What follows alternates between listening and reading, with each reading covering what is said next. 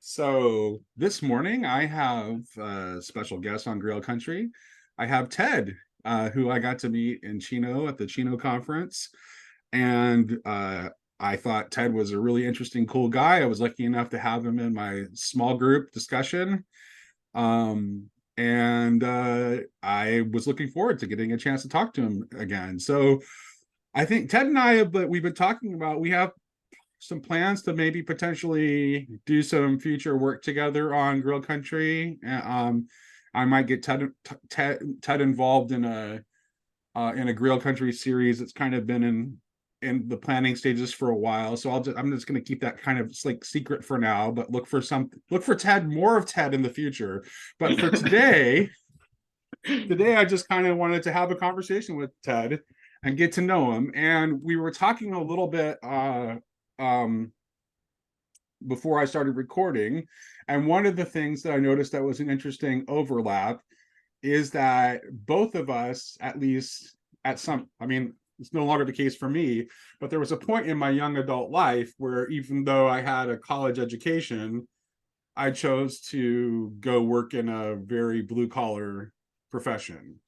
And I was a Yeah. line cook and a sous chef for a very long time. And didn't switch until, well, when my kids were younger.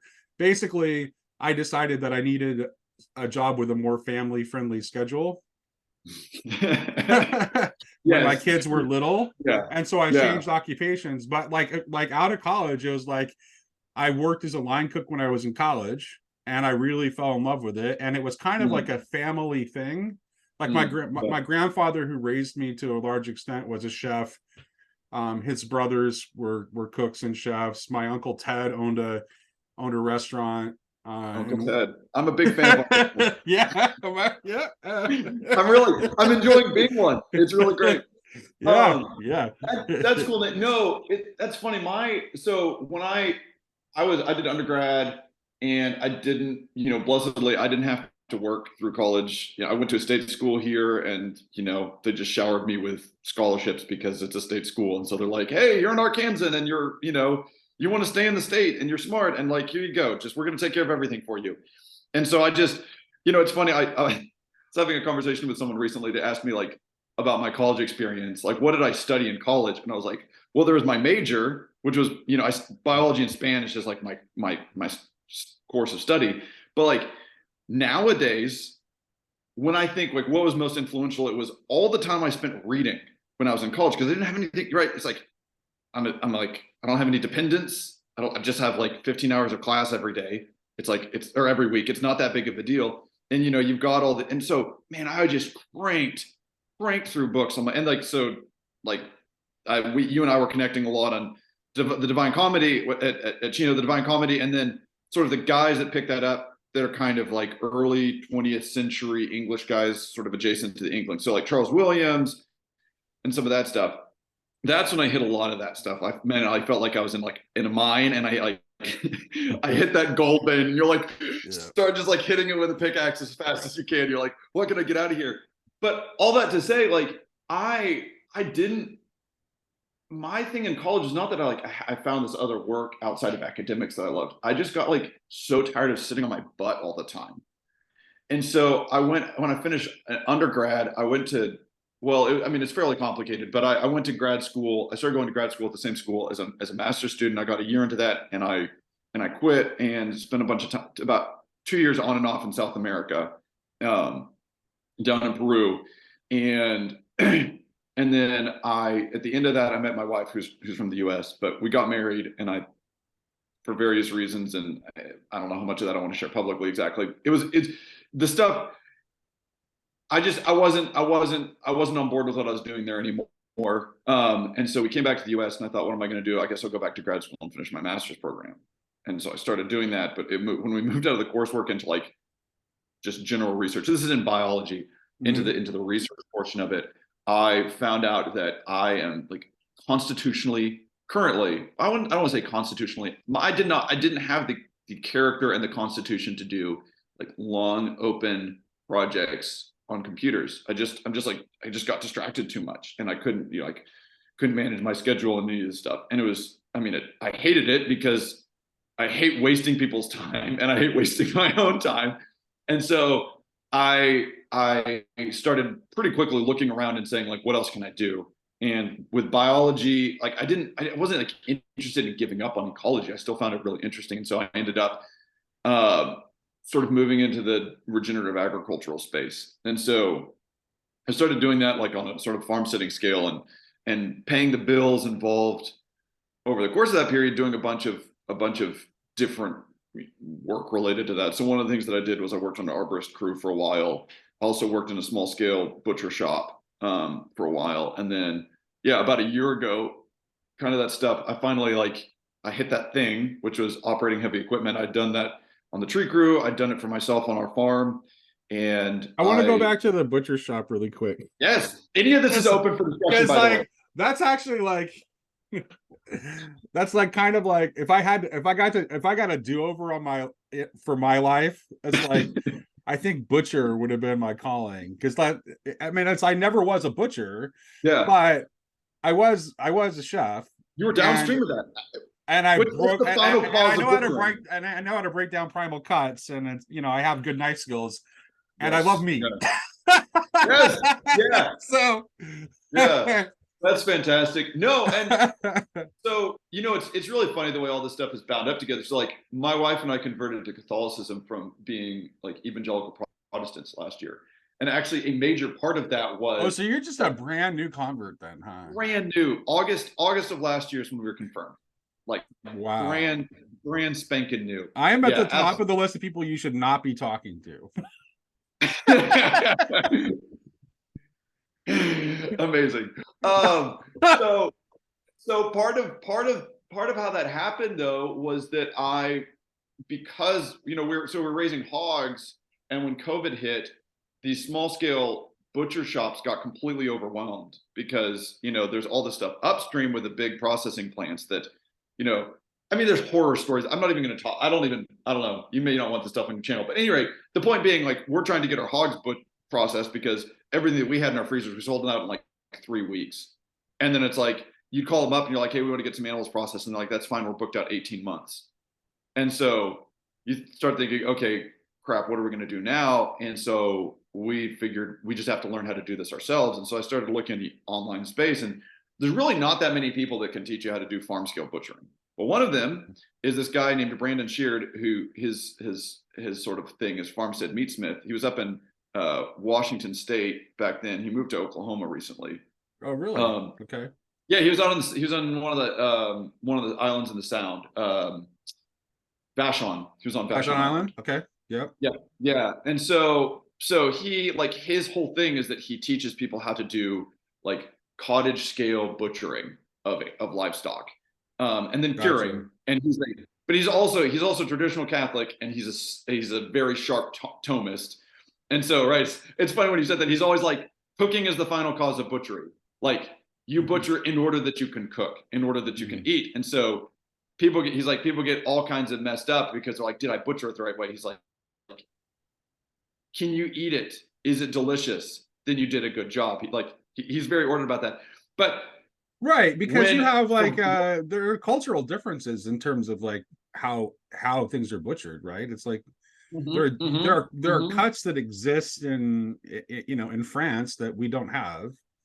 That's right. I mean, unless you're eating in a French restaurant, in which case they have broken down the primal cuts themselves so that they have the French style cuts available to serve. So it's like, if you have a restaurant that's serving a bavette, that's just not something that you're going to go in most American butcher shops and find. So Brandon's got this hilarious story of this Russian guy who wanted salo, which is cured pork fat, back fat off of a pig with the skin on, from a pig that has not been scalded. I'm sorry, Grail Country audience, but this is the time we're going to end up talking about food the entire podcast. So you don't scald the pig, you don't scrape the pig, you burn the hair off. And like, apparently that's like, for this guy, that was how you made salo. And so he like came over and like made sure that Brandon, he's like, I'm going to be there to make sure you torch the pig and don't scald it, because like it's got to have that smoky burned hair flavor. Otherwise, it's not like real salo. And so, I mean, you could talk to, for hours about like you just drill down, and it's because all these things are everything that we have now pretty much is out of the vernacular traditional practices of these tiny, micro peasant cultures throughout Europe and Asia. Like that's where all of these things come from. And so you say like, oh, it's this dish. It's like, yeah, that's like how people, for whatever reason, you can drill down on why it is. Generally, it actually has a very natural emergence that people, there's a reason people eat it that way. But yeah, absolutely.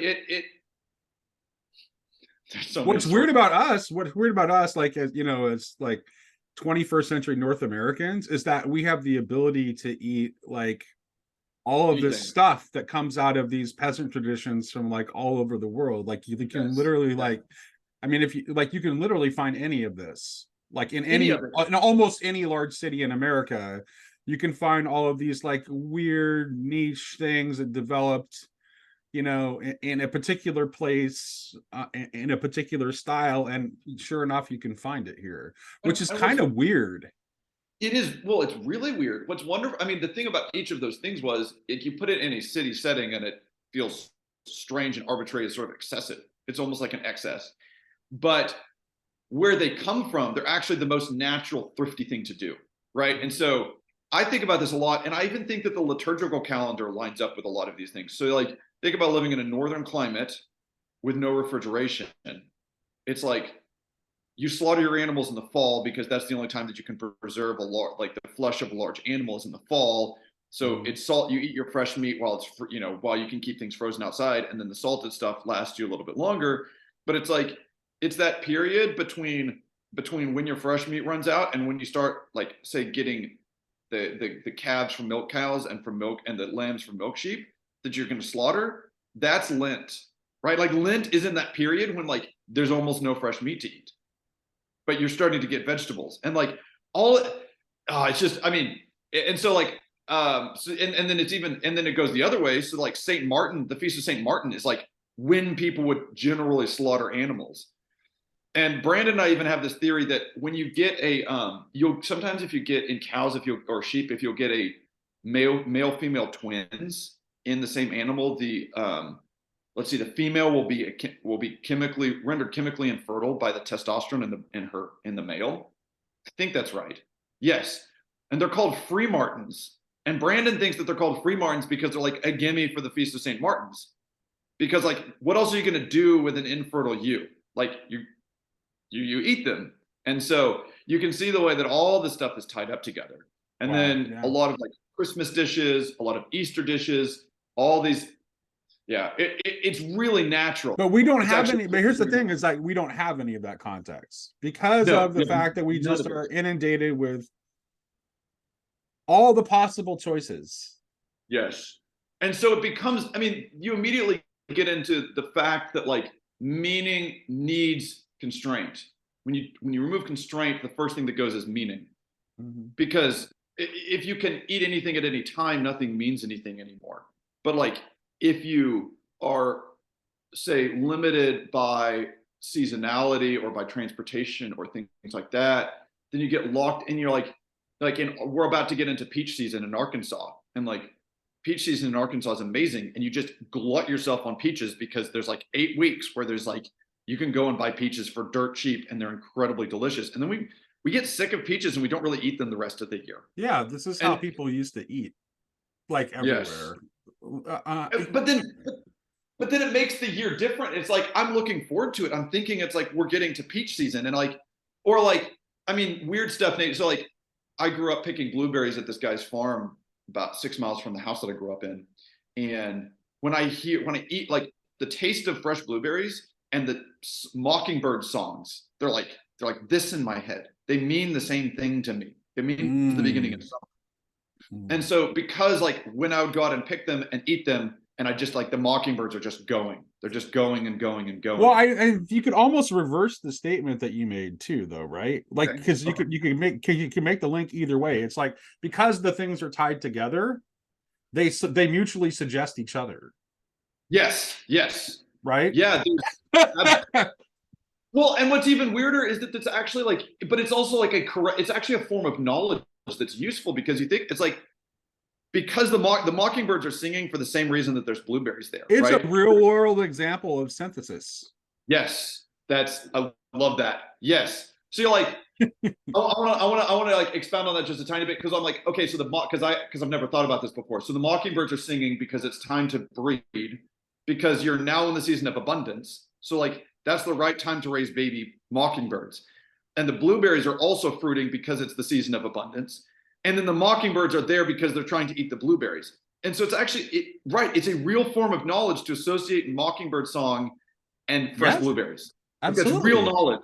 It's absolutely real knowledge. I love that. I love that. That's wow. It's actually way more real. And it's honestly, it's way more real than any kind of like abstraction. Like just that association itself. Yeah. Right. With no more, with just that moment of like hearing the song and thinking about like there's more real knowledge in that than anything you could abstract out from that. Yeah. Yes. I completely buy that. I mean, just thinking about some other things that were like growing up that I was having this conversation with someone. So Ted, this is why poetry is the way it is, right? Yes. But this is because that's what poetry is like. The poetry is actually like the antithesis of like heavily abstracted language. It's language that is like trying to throw you back into the concrete, throw you back into the world of the senses, like through language. So it's like it's doing the opposite of what abstract language is trying to do. Right, because you get this move all the time where you're like, because one of the things that poetry does, and you're never going to if you ever hear me say poetry is, just like slap me through the screen, because I love at the beginning of Poetic Diction, I think it's Poetic Diction by Owen Barfield, and I haven't read the whole thing, but he says something about like how vast the house of poetry is. He's like, I'm going to explore this one room. And I love that, because like every time someone's like poetry is X, it's like, except that there's this thing over here that's also poetry, and no one's going to deny that that's also poetry, and it doesn't fit in your definition. But it's like one of the things that poetry does all the time, obviously, is it plays on multiple meanings of a word that may or may not be apparently connected, like let's say in an abstractable way, and yet we use the same word in English or in Spanish or whatever language the poem is in. And it's like there's an affirmation that it's like that's not arbitrary that we put those meanings together into a single word. Like there's knowledge, there's real knowledge there. But to your point about poetry, I remember having this conversation with an English lit friend of mine in college, and I was asking him what poetry was. He's like, I think it's like a complicated way of saying things. I was like, no, that's actually the opposite of what poetry is. Poetry is like, it is, amongst other things, it is actually the most it's the most dense way of saying things. It is the most like meaningful. You're saying more with less words than any other form of communication. Right. And you have and the words that you're choosing the words that are going to evoke as much sensory data as possible. Yes. So it wants to use this is okay, so I learned that. Okay, let me tell you a little about how I started writing poetry, and how I learned like a really good life lesson about like what the heart of poetry really is. And I had been a very good debater in high school, and I did not do debate in college, but I did like platform speaking and dramatic interpretation events. So I still did like competitive public speaking, but I was kind of like very serious, very analytical, intellectual debater guy. Like I still had like that vibe of debate. If you ever know debaters, it's like they're kind of like, I know exactly what you're talking about. They have right. And it's like they tend to take themselves very seriously. Like I had like especially for my age at the time, it's like I just had like way more gravitas than is good for you. Gravitas. I almost say right now that you can try to put a pretty face on gravitas all you want, but it's just It's just pride with extra steps. Stop taking yourself so seriously. Yes. You don't have to. It's not. There's nothing good in the desire to be seen as a serious person, and there's a reason there can be holiness in the fool. So yes, there's that. Nate, sorry, I want to. So I haven't actually got to the story because I got sidetracked by myself. So let me just tell the story really quick. So I sign up for this poetry class thinking it will be an easy elective because I have a very heavy class load, right? It's like, poetry. Yeah. And it's like, the poetry instructor is like, he makes it very clear up front. It's like, in order to get a good grade in this is a class about learning to write poetry primarily. And in order to get a good grade in this class, you have to write good poetry. You're not going to get a good grade in this class unless you can write good poetry. So it's not like you're not going to get a test about like, memorizing lines of poet or like, so basically it's like, no, your left brain bullshit is not going to fly here. Like, you can't game this class. It's like, if you want to take a class. So he did not last, by the way. The college got rid of him. I'm sure that it's too bad because he's the only person I think who could have got through to me. So he was like, we were very different. I was this young ultra neocon debater guy, and he was this like progressive, like African American. I had gone to the University of Iowa has a very well respected creative writing program. He had studied poetry at the University of Iowa program and was a published poet. And it's like he actually like was trying to teach the class to like try to create new poets, like to teach. He wanted to reach poets and teach them what the soul of poetry was. And he didn't really care about teaching it as an academic subject. He wanted people to have an encounter with poetry. And so he's like, you get a good grade in this class, you need to write good poems. I'm going to try to teach you how to write good poems. And I came to him after class and I'm like, are you serious about this? It's like, that doesn't seem like a very fair grading criteria. And he's like, drop my class if all you care about is grade point average. Attaboy. He's like, attaboy. And because I don't want to ruin my 4.0. What are you talking about? That's amazing, Nate. And then it's like, I'm like, so then it's like, I have a contrarian streak that is significant. So then I'm like, well, that's a challenge at that point. It's like, you just drop your class. I'm like, I'm going to drop your class. I'm going to get an A in your class. And so I write my first poem and he rips it to shreds. Like, we have to read our poems out loud to the entire class. And then he would critique it, like right there in front of everybody after you read it. And he just ripped my poem to shreds, my first poem. But as he was ripping it to shreds, he helped me see like what I didn't get about poetry. And I had a conversation with him after class after he'd ripped my poems to shreds, and it's like, man, it's like he gave me like I think he gave me an F. Like, I didn't even get a passing grade on it. Like, and I thought it was pretty good. Yes. I really did. Because I was good with rhetoric, right? I was good with rhetoric because of my speaking and debate background. So I thought poetry was just like rhetoric plus, that it's all just about using words in a fancy way. Yes, but my poem was dead because of that, right? It had no life in it because it was all this sorcerous manipulation with words that tried to call itself a poem. Yes. But a poem has to have real truth in it, or it's not a poem. Yes, I think that the first, I don't know if you would agree with this, but I'm pretty sure that the first virtue of writing poetry is humility.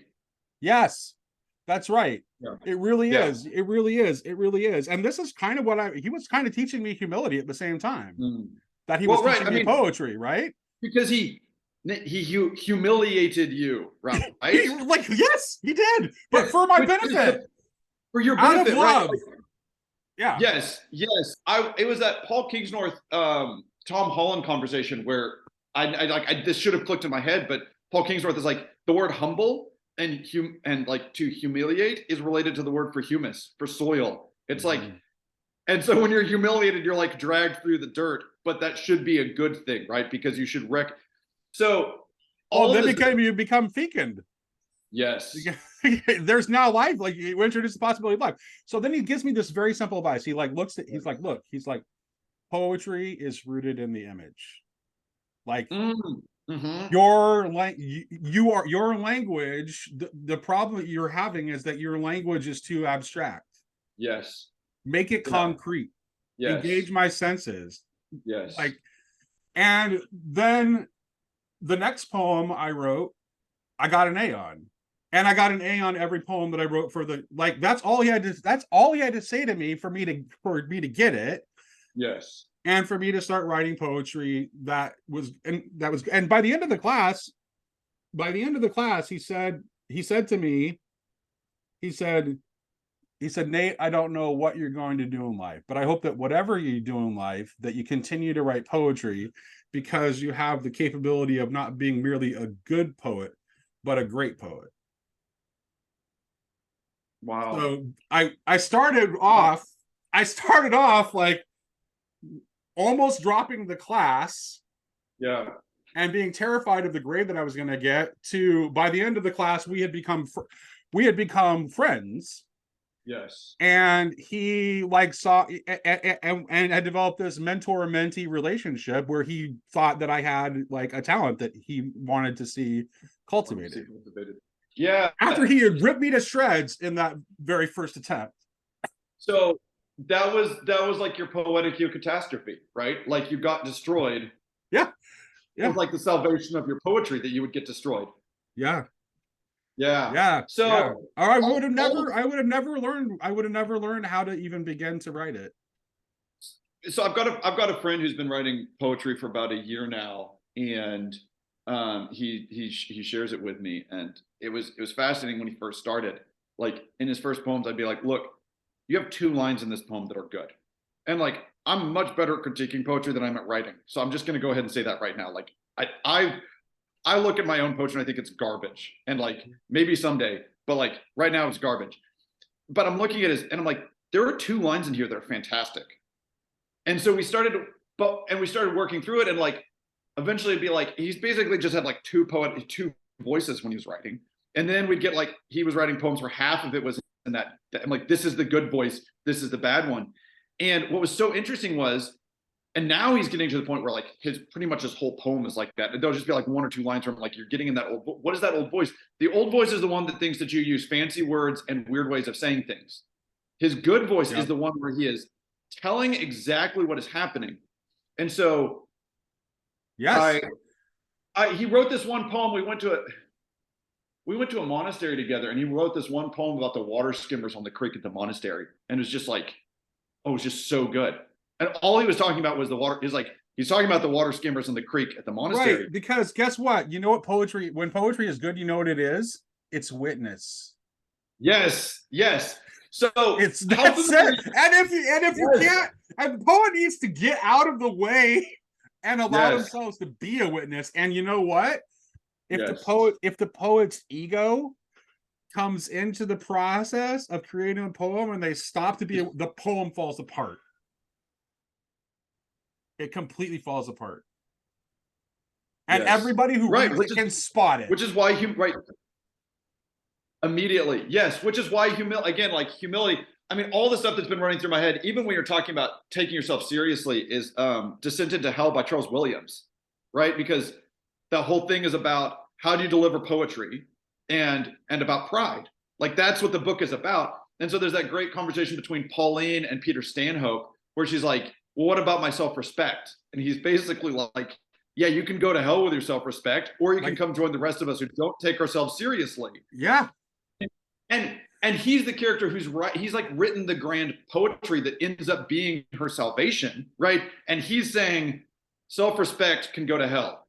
And then they have that great conversation about like, what are the 4 virtues of reciting poetry? And it's like basically just like bravery, rapidity. It's like a lack of elocution. It's the opposite of rhetoric. Poetry is in some sense like actually the opposite of rhetoric.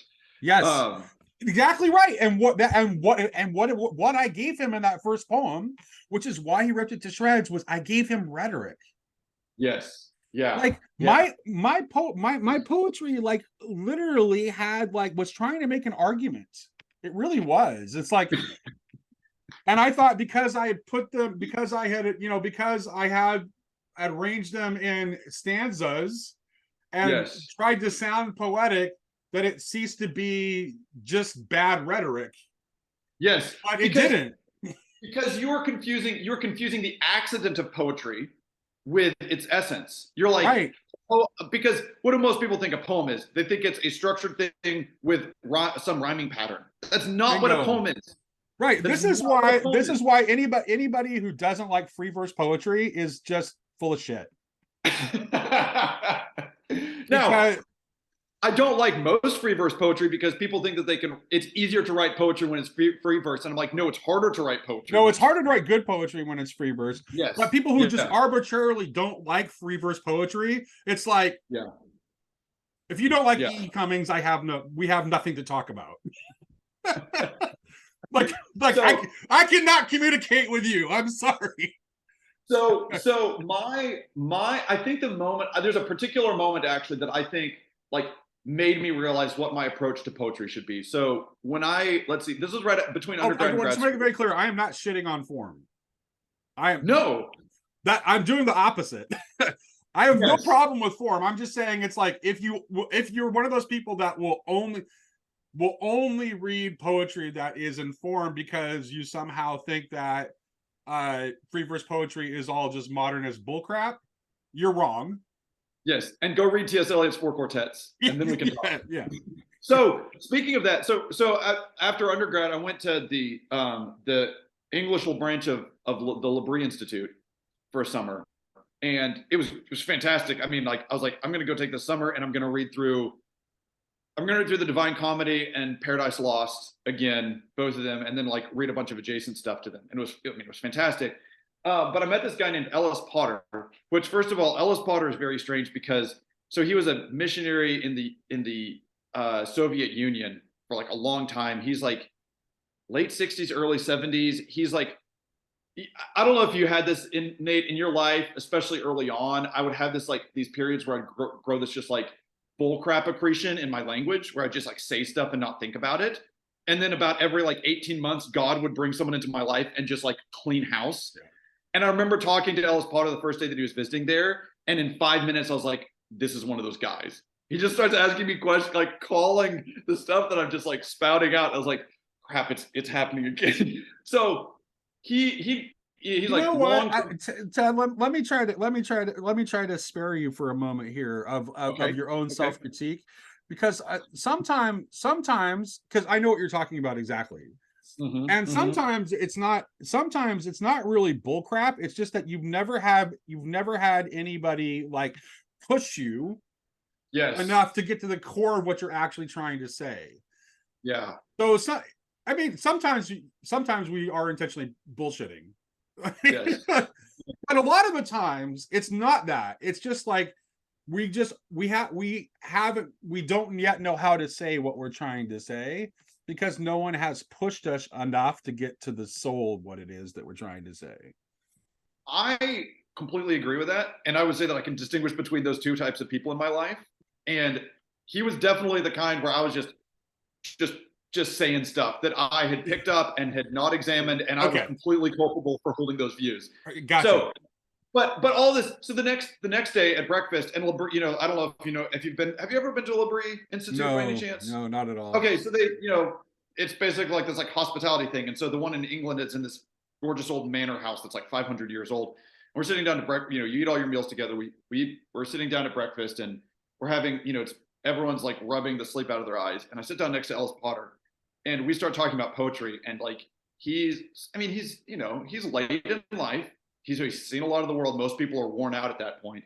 And we start talking about T.S. Eliot, and he quotes the Pentecost passage, right? The descending dove breaks the air with tongues of incandescent fire. And within like 7 words, he's just weeping. Like he knows it well enough to have memorized it. Right. And we're talking at breakfast. Go back to that line and you can see what I was just saying. What the like tangible thing. Descending, emotion which you can witness with your eyes. Dove, a concrete thing that you've seen in the Yes. world. I mean, all of that. It's just full. Great air. It brings it right here. Yeah, Yeah. that's. So with tongues of incandescent terror, that's right. That's the really big turn, is the word terror in there. Right. But yeah, I mean, that stuck with me. Like deep. I mean, I remember thinking in that moment, like, I want whatever it takes to be live the kind of life that lets me be like that when I'm that age. Like, I want to do that. And what's interesting is, years later, when I came to the figure of Beatrice, which, Charles Williams, I'm just saying this in case someone else doesn't know. I know that you know what the figure of Beatrice is. Charles Williams' book about the Divine Comedy, and he goes through Dante's earlier writings. I cannot remember if it's in the Nova or the Convivio. I think it's in the Convivio, where he goes through the stages of his stages of life, of like adolescence, youth, adulthood, and it's like decrepitude or something. It's some terrible word for the end of life. But for adulthood, he says, he said this, Dante says that those who have reached that stage ought to have many, it's like, good and noble things to tell for their long life. And I mean, to me, those are basically the same thing. And I remember thinking, like, how painful it is that I've met so many people that are at the end of their life and they have nothing good and beautiful and noble to tell for their decades of life. And I thought, I want to, whatever the path is in life that can get me there, where like people will look at me when I'm 30 years from now and say, like, Ted is full of good and noble things for his long life. I'm like, I want to do that. And that's tied up with poetry. I think it is. It's very hard, consciously or not consciously, being poetic. I think, like, because let's say that, yeah, of course it's tied up with poetry, because here's the thing. The poem, as good, as much as I love poetry and as good as the poem is, the poem is still at a remove. A Yes. poem is pointing you back to reality, the embodied reality, but it isn't the thing itself. Yes. Yeah. So the living your life as a poem is the ultimate goal. That's what reading, and that's what reading poetry can do for you. Yes. If you allow it to actually get into your soul, and it's good poetry. Yes, and it's good. Right. Because poetry can also do other things, because it is up very much of the senses. There are other it can direct you toward other things too. Yes, there's I think it was a Pajot conversation with, his name was like Spencer Clavin, where I don't know that much about Spencer Clavin, but he had one line that he said where he called art. He said art is weapons grade emotions, and I thought that was, while not a full description, like, very, let's say it gets you to the right level of importance for those things. It's like, this is really important what you're like putting inside yourself. Or it's not, well, okay, so I'll tell you, I'm trying to work through all this, trying to get a better grip on this Thomistic understanding of the intellect, which is something where, like, the intellect and the senses, where it's like this really profound union with reality, right? Like, the intellect, like, unites itself to the formal cause of things, right? And I was listening to, but that's right, and that's that right there, that is the soul of what we actually mean by the word truth. Like, that is, like, it's not about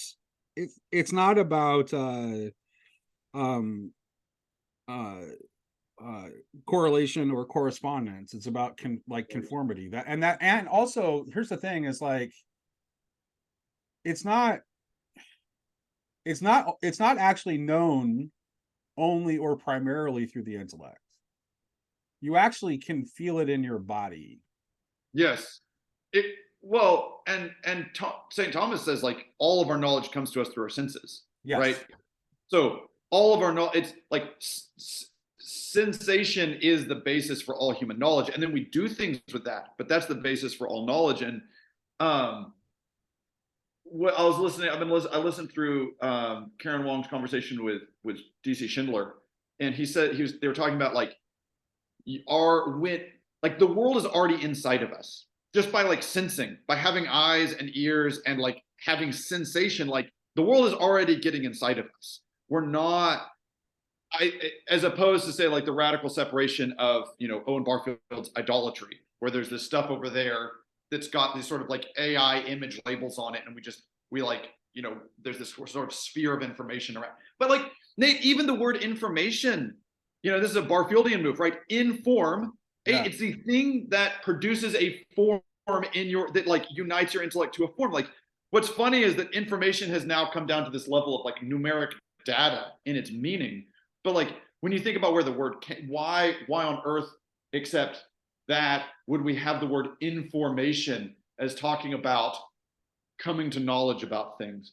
Because like it's getting inside of us. And I think that, yeah, Well, right. sorry. Well, the world is the world, the word is actually trying to describe that contact with reality that you were. Yeah, exactly. That is what we which is what we are signifying when we use the word truth. Yes. Do you like Jordan Hopkins poetry at all? Yes, of course. Excellent. Good. Okay, we can keep talking. Yeah, I mean, that was so that summer in L'Abri, that was the first time I came across Hopkins, and that was also a big, like, you're dropping a big rock in the stream of my life and like changing the flow of things. But there's one of the things that I love so much about it is that he is like, his poetry is something like, again, like talking about form, right? And what's interesting about Hopkins is if you read about his life, like he got to where he could with his poetry because he spent so much time writing with very, very strict form. And so it's like, it's out of that process of constraint that he ends up being able to produce this incredibly creative thing. Can I turn the conversation back to food for a second and just to talk about constraint? So it's like, my family, it's like, my family like will tell you that their favorite meals that they've ever had that I have made, and obviously I told you about my background, so it's like I know my way around the kitchen. Right? So like, but their favorite thing, their favorite memories of what they had are like when we were strapped for cash, and I just like went in and it's like, okay, this is what we have, and threw something together based on extreme constraints. Yes. Okay. Like, this is what we have to work with, and I'm going to make something delicious and nutritious happen out of this somehow. So in Peru, there's one of the things about Peru that's interesting. I mean, Peru has one of the most incredible culinary cultures in the world. I mean, it's just unbelievable, and the sheer diversity of it is like mind-boggling. And part of that, again, it comes out of like the physical ecology of the place, right? You've got rainforest, you've got mountains, and you've got coast, and they're all radically different. If you're going to live in those places, you eat totally different things.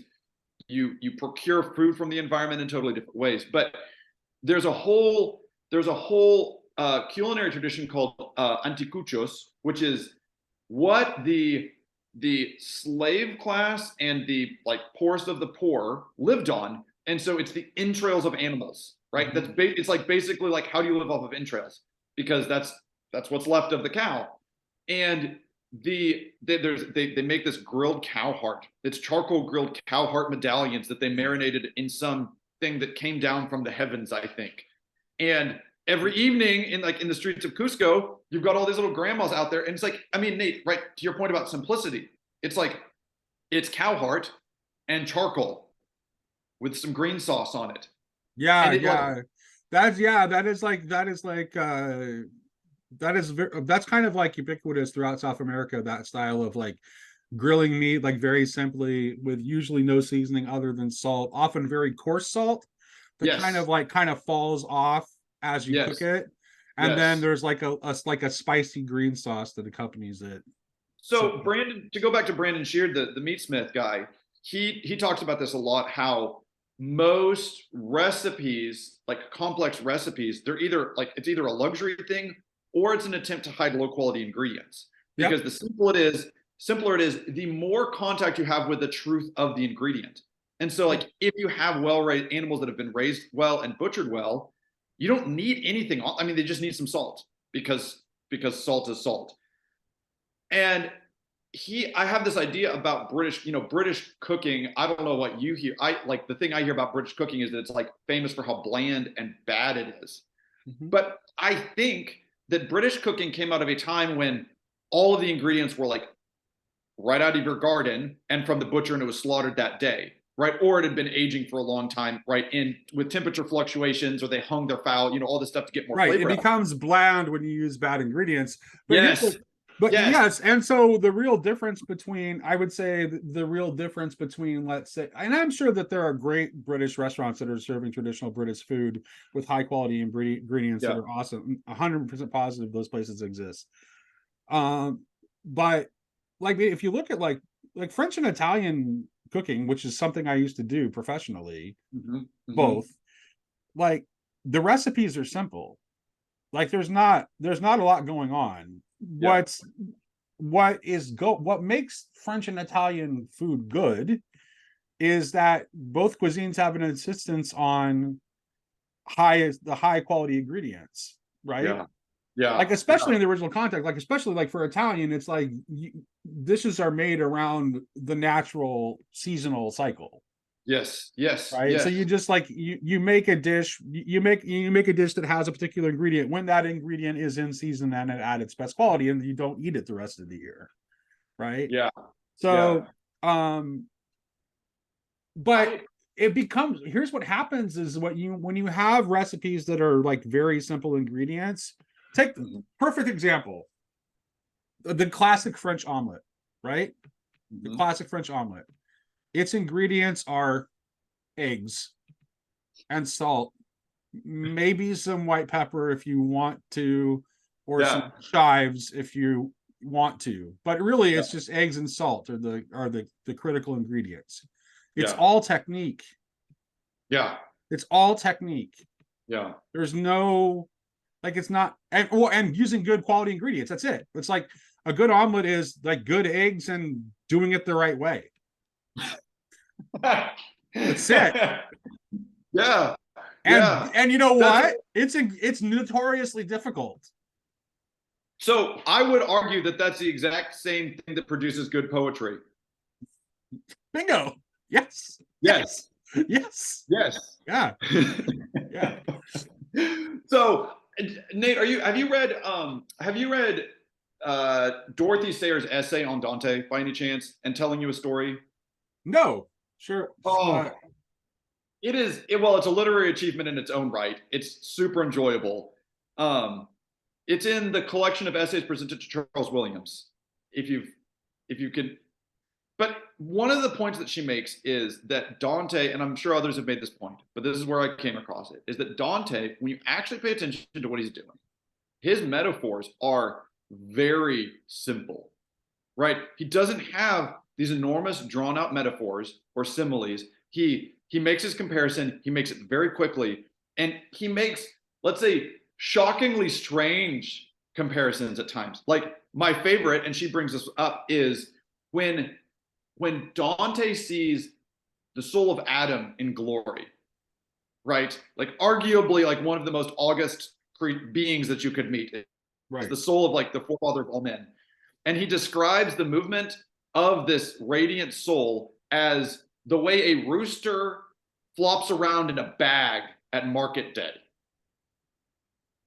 And it's like, but it works. It's like it immediately clicks. It's like, bam, yes. And there's something about that process of, I mean, you could go into this in so many ways, but it's that thing of like, you took these really to take cooking. It's like you took an egg, which is something that it came out of the cloaca of a chicken, and salt, right?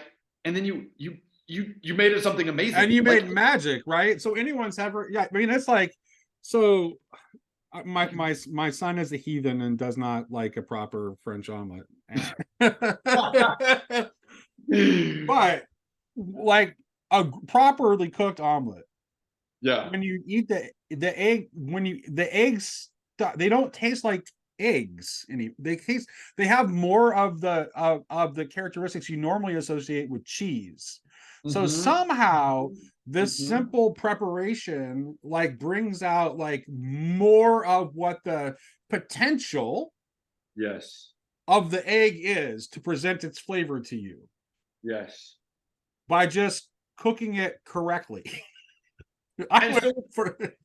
So what's so interesting is, Nate, is that you could like, there's two ways that you could do that. One is you could like take crappy eggs and then put like cheese flavoring in them. And then they taste like, which is what we do.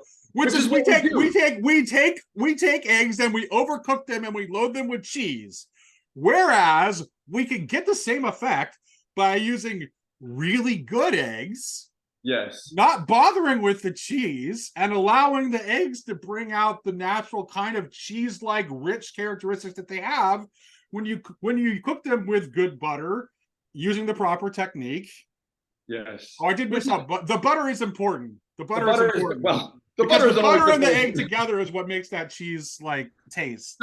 So what's so interesting to me about that, Nate, is that like that's a microcosm for all this stuff, because like you are, when you're doing it that way, it is, you are working with the nature of the things given to you, right? You're operating within their natures. I mean, you use the word, but like it is potential in the eggs and butter to create that. Yes. That's one way to do things. The other way to do things is to basically do alchemy, where you're trying to transmute it through the application of an artificial cheese thing, something that is the simulacra of cheese, right? Yes. It has salient sensory qualities. It is not cheese, though.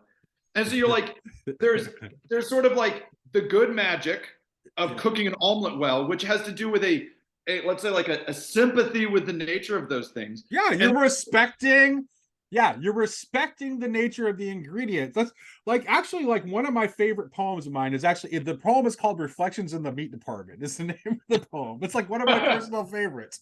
And that's like kind of like what it is, and it's kind of like the poem is just like kind of about like my reflections on like the regret of like looking at like meat in these like in this cryovac kind of like package thing, and like thinking about like what it must have been like in order to for my ancestors to obtain the meat, and then me trying to like redeem this pathetic way in which I'm buying my meat with a moral obligation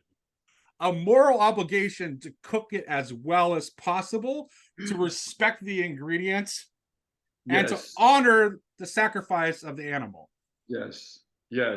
So I don't know if you've come across this. I keep coming across this idea in the Eastern Christian traditions of the idea of redemption as being something that's even more than just turning, or repentance rather. Repentance not just being turning away from sin, but turning towards God.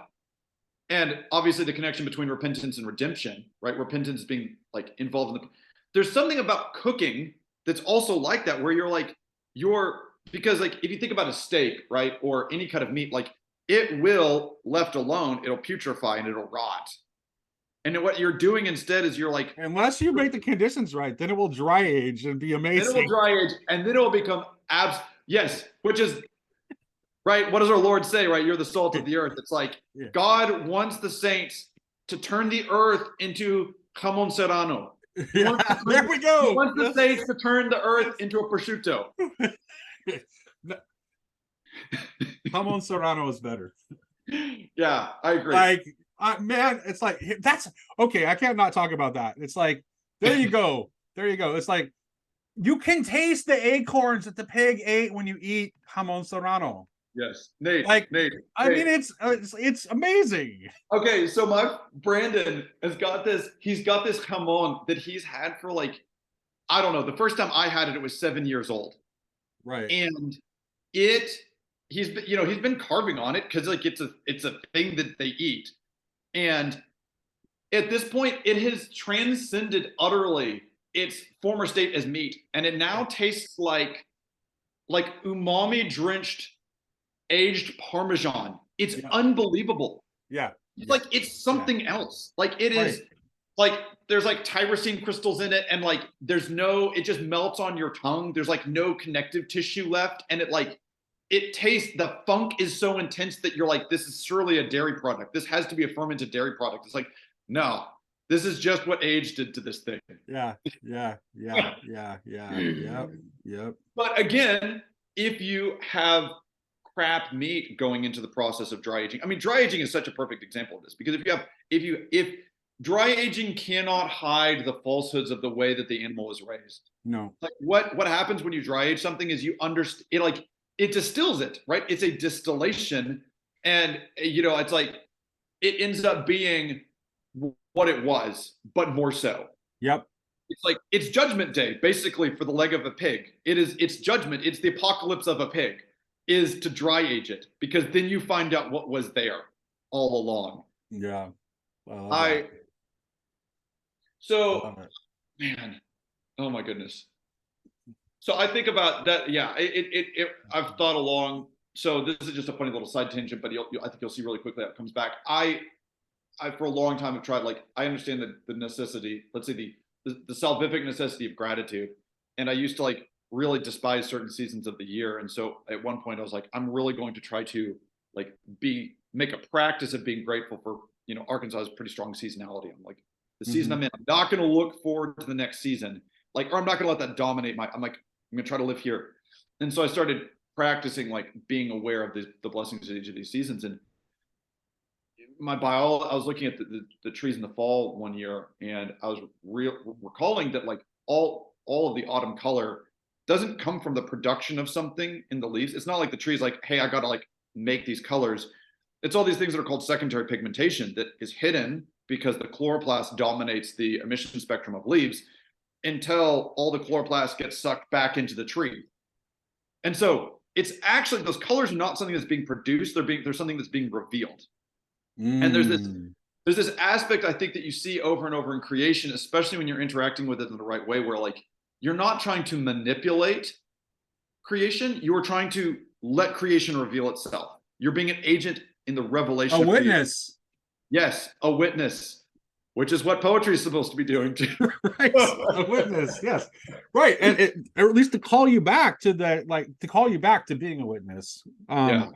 Like the ultimate way to be a witness is through your life, right? Yes. But poetry is at least trying to call us back to remind us of what it is to be a witness. Yes. When it's good. Look, Nate, you can't get away from the fact that like in the Old Testament, the wisdom books were primarily written as poetry. Like that is like, I think it's almost like such an astonishing fact that I never hear that talked about. I'm like, how do we not talk about the fact that Job in the Psalms, the Song of Songs, and Proverbs, more or less, like especially the first several chapters of Proverbs, and on, they're all written in poetry. And it's like there is. So I had this conversation, Ted. I had this conversation with Yosef, one of my Jewish friends from this little corner, and yeah. So I actually think there's an argument to be made that the entire thing, including the law, is poetry. Because look at how what happens with the law in the synagogue? It's chanted. Chanted, yes. Oh. Wow. Okay. Maybe the poetic mode is how the entire thing should be read. Yeah. Well, and this is what does Jesus say about the scriptures? He points to them as being primarily what? Witness. And what are they witnessing? Him.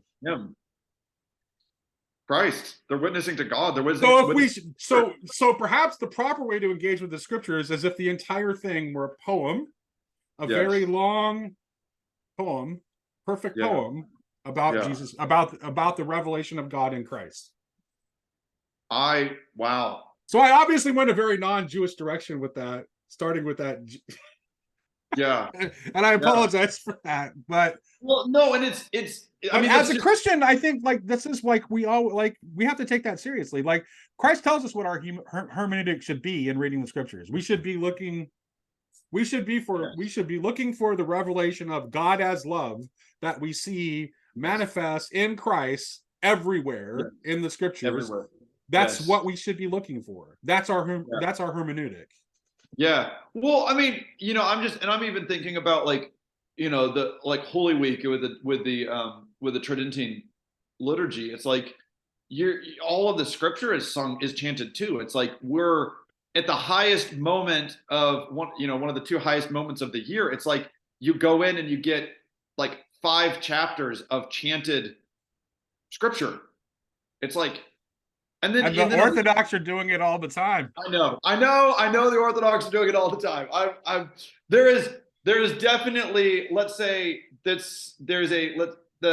Western Rite. It strikes me that the Western Rite is more diagrammatic, is I think the word that I would use. It's more diagrammatic. It's more it is definitely moved up a level of abstraction, I think, and self-awareness versus the Eastern rites. And I think that one of the ways that you see that is now. What's interesting though is like at high mass, and my wife and I sing in choir, and like there's like 20 minutes when we're not singing out of a 2-hour service. Right.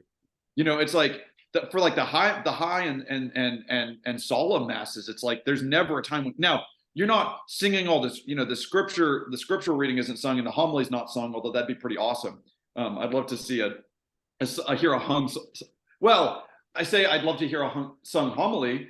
And maybe we ought to, if my contention that it's all a poem is correct, then maybe it ought to be at least chanted. Yeah, so there's a in the for the Feast of Corpus Christi. I don't know if you're familiar with the Laude Sion. It's a hymn that St. Thomas Aquinas wrote, and it's a freaking long Gregorian chant hymn, and it's a sermon about transubstantiation and the Eucharist. Like he's just going into like telling you like this is what happens when a person in a state of grace consumes the Eucharist, and this is what happens when a person who's not in a state of grace consumes it, and like, do you receive Christ whole and entire if you have just a fraction of like a crumb of it? Yes, and it's like the thing's a sermon, but it's also chanted, and it takes like 10 minutes. I mean, it's fantastic, and I think that, and like the fact that we sing the creed, right? Like there's that thing again, like the creed is treated like a poem in that sense. It's like the creed, which you would think would be like the most abstract articulation of the faith, and yet like here we are presenting it in music. And in fact, like in the you know, in the with the Tridentine Mass, it's like you don't even say the creed if you're not going to sing it. Like there's never a time when you don't sing the creed. It's always sung in the Mass. That, Nate, you're making things happen in my head right now. That's good. That's good. Wow. Yeah. Man, okay. Yeah, I've been thinking about this. Is something I've been thinking a lot about lately. Well, I think I mentioned it when we were in Chino. Like that's yes. when, like so yes. It's like this you know, I think that I was responding like, okay, so yeah, I was responding to someone had this tweet like yesterday, and it was like the question that we're posing was like, if you can't explain why something is true, do you really understand it? And my answer was a definitive yes. And in fact, the most true things you cannot possibly explain. The best that you can do is motion toward them with poetry and song, which only hint at deeper poetry and deeper song. Like the most true things. Because they're beyond our articulation. Yeah. Yes. Right. There's this idea. Right. There's like I can't explain to you why I love my daughter. Yeah, it's like, what does that even mean? What does it mean? Like, explain to me. So that reminds me of in Orthodoxy by Chesterton. He talks about how, and I mean, it's funny that he was saying this back in like the teens, that it's actually the things that are the most like close to us and that we have the most experience about, that we have, like, let's say we know the possibility of it not being true or not being real and not being part of our conformity with reality. Yes. Like it's beyond, like, yes, we can't tell you why, we just know it. Absolutely. And so I've been Daniel Toma, who's like he's a modern, you know, he's a biologist and a Thomist. I don't know if you listened to my conversation with Karen, but that's, I mean, like, yeah, I did. Okay. So that point that, I mean, that he makes about how, like, we have knowledge of the world that necessarily precedes our scientific investigation of it. I mean, that's just been like, that is like, come on, like, that's just such a big point. It's like, you have to know red before you can analyze the color red. You have to recognize a dog before you can talk about any of its accidents. Right. So that's like the original understanding of first principles was not axiom, but the pre-axiomatic. Yes. This is what Aristotle understood first principles to mean. It's like like that about which you can't even create an axiom. Exactly. And that is what reason, not rationality, reason consists of. Like that is the foundation of being a reason, a thinking being, a reasoning being, is that you know that already, that you don't have to be taught it. Mm-hmm. It's like, because you right. But so, this is why Descartes' cogito is stupid. Yeah. Yeah. Yes. It's like, what is this exercise? It's like you're doubting that which cannot be doubted. Yeah, okay, exactly. It's like, it's the height of stupidity. Like Aristotle would have laughed in his face. There's something, it strikes me as being something somewhat analogous to being like, can you still be a person if you cut off your head and cut out your heart and cut out your lungs and cut out your liver? It's like, no, you're just like pieces. You're not a person anymore. Also, I just want to throw this idea right, but it's the insistence on. But here's the thing: what gets us into trouble is our insistence that it be articulable, yes, and that it be subject to rationality. Okay, but Nate, this is the thing that should be so obvious to us too, right? So my point about I'm going to try to never say poetry is like, I'm like, part of poetry is, or an aspect of poetry is, and so what's like, the more someone knows about poetry, the less they're going to give you, here's what poetry is, right? Someone who doesn't know anything about poetry, it's like, oh yeah, it's, it's like rhyming things. It's like words that rhyme, or like it's a complicated, fancy way of saying, it's like, the more that someone knows about poetry, the less they can provide you with a single definition of it. Now, they could also tell you all kinds of things about poetry, but they're not like, there's this thing, and I mean, again, and I was thinking, and I've been trying to work through this listening to Schindler's conversation about beauty, is that like, it bothers me, but it also probably shouldn't bother me, that at no point does he define beauty. And like, I'm listening to another talk of his, and it's like, beauty is never defined. It's just like, that's beauty. And you're like, oh, okay. I mean, I agree with you. Because it's precisely the kind of thing that because that's how we know it. It's like, you can't explain why something is beautiful. Yeah, you can say, here's I mean, look, okay. So then I'm thinking about, about my marriage too, and I talk about how I'm like, I don't love my wife because of qualities, accidents of her. There's plenty of accidents of her that I love and that are wonderful, but it's like, if those accidents cease to be a part of her, would I stop loving her? It's like, right. In one sense, of like, that you like, never loved her, then you love the accidental property of her. Exactly. And it's like, you can look at like the one sense, the breakdown of relationship in our society is, one way to talk about it would be to say that people have become incapable of loving the essences of other, like someone else for themselves. We don't believe that essences exist. And so how could you love it? How could you love something? That's essentialism. Yes. It's like, how could you love something that doesn't exist? You can't. And so you end up loving qualities of, accidents of someone. And it's like, man, everyone knew that accidents change. Like, that's why they're accidents, because they can change. Right. And interesting. Yeah. Right. Yeah, but essences are beyond our articulation, right? We can't here's the thing where it's like Aquinas says that, that the human intellect can't even grasp the essence of a fly. It doesn't mean that it doesn't have an essence. Exactly. It doesn't mean that the fly has no essence. It just means that even the essence of a fly is beyond our articulation. It's beyond what we can. It's beyond what we can do with our intellect.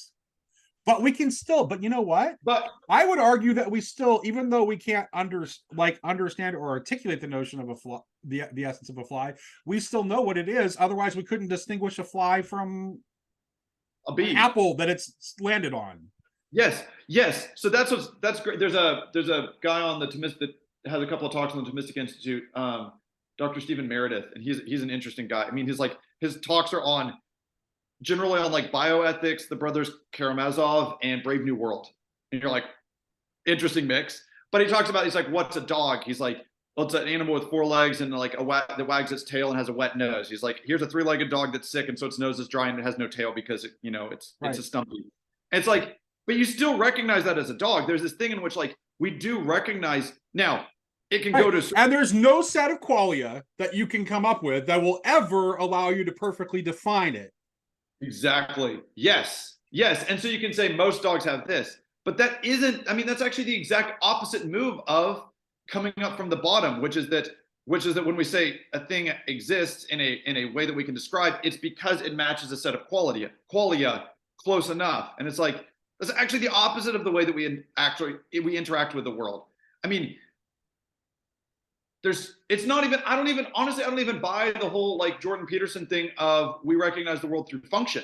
I'm like, I mean, part of it, like chairs, we define Well, chairs. that's actually diabolical. I mean, I'm gonna be honest with you. Like, Yeah. that's actually diabolical. That's how fallen man to a large extent, that is in fact. But if your only way of interacting with things in the world is by understanding their utility to you, Yes. then you failed. Yes. You failed as a witness. Yes. Yes. And so Thomas, Which is, by the way, another thing that poetry does, because it kind of kicks us into this mode where the line between subject and object becomes blurred, right? So when I write a poem and I'm witnessing something, there's a way in which I allow it to also witness me, and that comes through in a really great poem. That's why I like really great poetry. There's like always this sort of sense of epiphany at the end. yeah. And that's what it is. Like, it has to do with this like connection between like witnessing and being witnessed at the same time.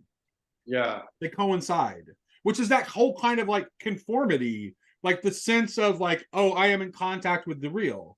Well, when you're in contact with the real, you're not just an observer. You're in relationship. You haven't correctly observed reality as an object. Yeah. You've come into relationship with it. You come into direct contact with it. There's an interpenetration. So, I mean, there's a bunch of things that immediately strikes me. One of them is that, like, the Divine Comedy, which I would hold up as one of the greatest poems ever written, it's autobiography, right? You're like, Dante writes himself into the poem, and it's like, that's right, because like it wouldn't be the same poem if he just like followed someone else or like walked you through without, and then if you look here, you see this, then if you look, it's like it's seeing Dante himself go through all that, because the forgotten transcendentals, one of them is relationality, right? I can't remember what the Latin word for it is, but it's like that things are related. That's one of like the things that exists at every level of reality. The other, so then I really love Hopkins. We have a 4-letter word for that is also the essence of all essences. Yes, that's exactly right. And the form of all virtues as well. Exactly. Yeah, it's like it's all about love or something. So Hopkins, I really like the way Hopkins tries to get at that with his idea of the inscape, because the inscape is not subjective or objective. It's like the latent space out of which all of the relationality between you and reality can exist. It's like, here's all the things that can open up as you relate to things. Well, you're a biologist, right? So this is actually what Goethe was trying to do. Yeah. In biology was he was trying to introduce like this mode of observation. Yeah. Poetic observation. Poetic observation but where you're allowing that line between, rather than trying to be the objective observer, you observe things, you witness things in such a way that you allow the thing to present itself to you. But in that process, the line between subject and object becomes blurred. Yeah.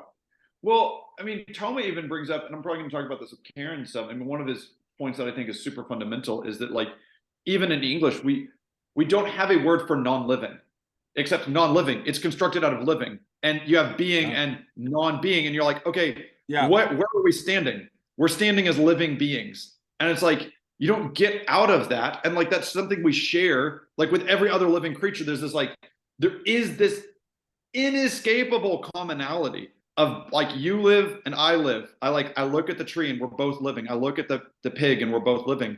And even, you know, and even in being towards not to the things that exist, the mineral world, you know, to use that framework, there's this sense in which like it's, in fact, it's not, if you look at things like like animal psychology or animal behavioral studies and things like that, like what you're actually doing is you're not saying this is what's going on inside of an animal. You're saying if I were that animal, this is what I would probably be thinking or feeling. Yeah. Right. It's like, because you've never been a bat, right? Who's the philosopher that wrote the essay about like you can't get inside of a bat's experience of being a bat? I can't remember what that is. And so you're like, it's that fact that like you can't imagine it though. You can imagine exactly. So it is your the fact that you're an imaginative, subjective being that lets you stand in relation to another creature and say, I can come to some knowledge about what's going on inside of you. There's no empirical approach to that. It's the imaginative, subjective approach that lets you get there with. And we can't escape it. No. And it's actually, nor should we try. Exactly. The nor should we try part is the really important bit. Yeah. Well, we try. That's the whole horror of vivisection that Lewis is getting at in that hideous strength, I think, right? It's like what happens when you get out of that is you start being okay with cutting up animals while they're alive for no reason, right? It's just like there's something about that relationship that says like when I kill a sheep to eat it, I should kill it quickly. Yeah, I was just part of the panel that Karen had a discussion. I know that you did a video on that hideous strength too, and I haven't seen it, but let's just touch on that very briefly, because like the struggle between good and evil that is portrayed in that hideous strength really comes down to very simply the party that is pro organic life and the party that is against organic life. Like that's the difference. Like the group of people at St. Anne's are not all Christians. No, right? I've listened to about 25 minutes of it, and the point about St. Anne's looking like this little corner, I paused it. I was like, I told my wife's name's Judith. I was like, Judith, like Nate just said this thing. It's so great, and we started like running through like, yeah, you know, we've got a couple of McPhees that I could name off pretty quickly, and like it's exactly right. And God bless them. They play a role. They play a role. Absolutely. I mean, and I think St. Anne's is, you know, it is a pretty darn good image, and I use image specifically, image of how a society can cohere. Yep. Right. Like that's the idea of, and your point about like diversity and the nice, right? It's like the nice has the kind of diversity that everyone is out for. Diversity of sexual orientation. Yep. Diversity of nationality. Yep. It's like that's the kind of thing that we're interested in. So you've got like the Italian, but yet they all think the same thoughts. Exactly. They're all ruled by the same thing that makes them all express fear and a desire to consume the other. And so there's actually, exactly. There's even though it's like, you know, a household of British people from one little village at St. Anne's, it's like there's real diversity there. There's actually the kind much more diversity. Yes. Which, I mean, Chesterton talks about that too, where he's like talking about family. He's like, if you get out of the family, then you just pick people that are like you. But like your family is given.